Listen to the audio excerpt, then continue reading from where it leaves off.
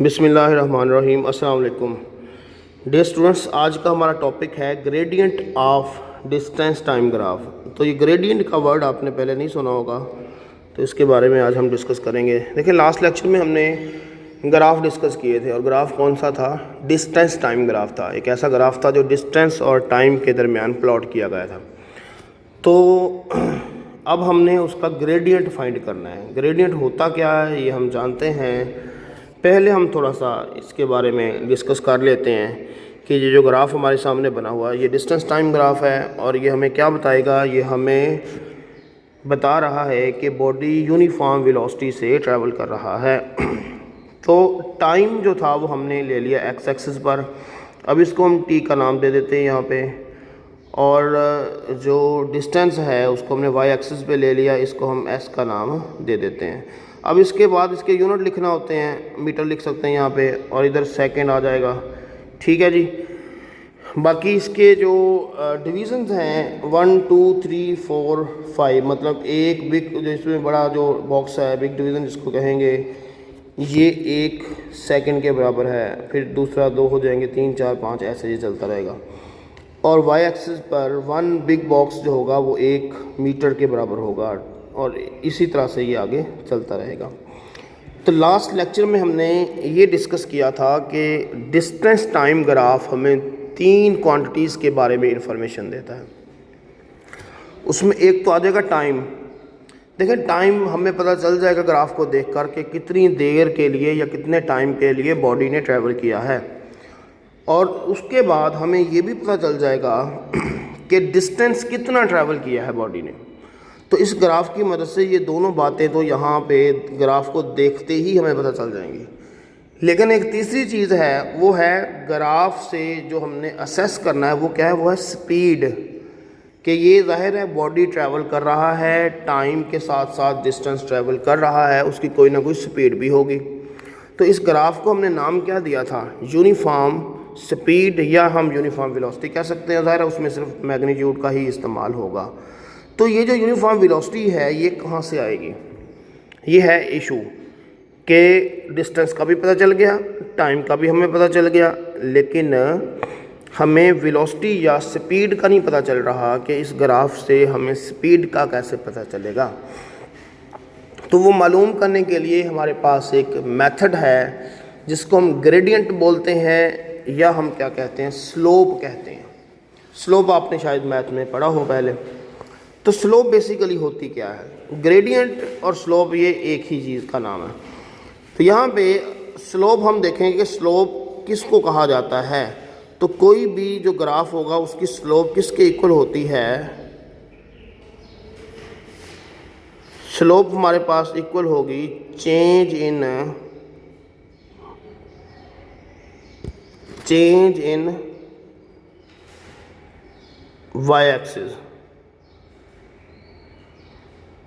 ठीक है जी, divided by change in x axis. अच्छा जी, ये ऊपर जो है वाई एक्सिस पूरा नहीं आया स्क्रीन की वजह से, इसको आप समझ लें। यानी कि मतलब इसका ये है कि हमने करना क्या है कि वाई एक्सिस पे जौन सी क्वांटिटी हमने ली है उसमें जितना चेंज आ रहा है वो हमने ऊपर लिखना है बटा के, और एक्स एक्सिस पे जौन सी क्वांटिटी ली है उसमें जो चेंज आ रहा है वो हमने बटा के नीचे लिखना है।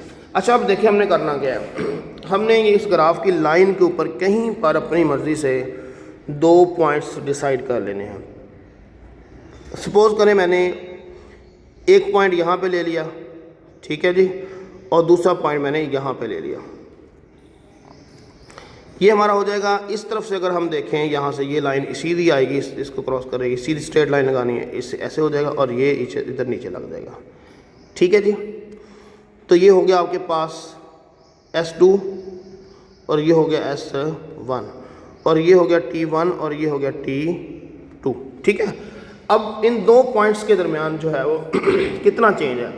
बटा के ऊपर क्या है? Change in Y axis. यानी कि चेंज इन वाई एक्सिस से मुराद क्या है कि S2 minus S1 divided by change in x axis क्या है? T2 minus T 1। ठीक है जी। अब आपने ये करना है, तो S2 कितना है, 4 है हमारे पास, माइनस S1 कितना है, 2 है, डिवाइडेड बाई यहाँ पे भी सेम कंडीशन है, 4 माइनस 2। ठीक है जी। अब ऊपर जो है वो आंसर आएगा 2, क्या होगा, मीटर होगा, और नीचे भी आएगा 2 सेकेंड। तो इसका आंसर देखें क्या आता है, 1, और इसके मुताबिक आएगा मीटर पर सेकेंड। ठीक है जी। तो अब आप ज़रा देखें कि इस सिनेरियो के अंदर क्या हुआ कि हमने स्लोप निकाल ली, और जब स्लोप निकाली तो हमें ये नज़र आ गया स्लोप इक्वल होगी किसके, वेलोसिटी या स्पीड के। ठीक है। तो हमने डिस्टेंस माइनस किया, इनिशियल और फाइनल उनके दरमियान चेंज निकाला, और इनिशियल और फाइनल जो टाइम था उनके दरमियान हमने चेंज निकाला। तो दोनों को जब हमने किया तो हमारे पास जो चीज़ आई है वो बटा के ऊपर डिस्टेंस आया, बटा के नीचे टाइम आया। और आपको अच्छे से इस बात का अंदाज़ा है कि v किसके इक्वल होता है, v इज इक्वल टू होता है s/t के।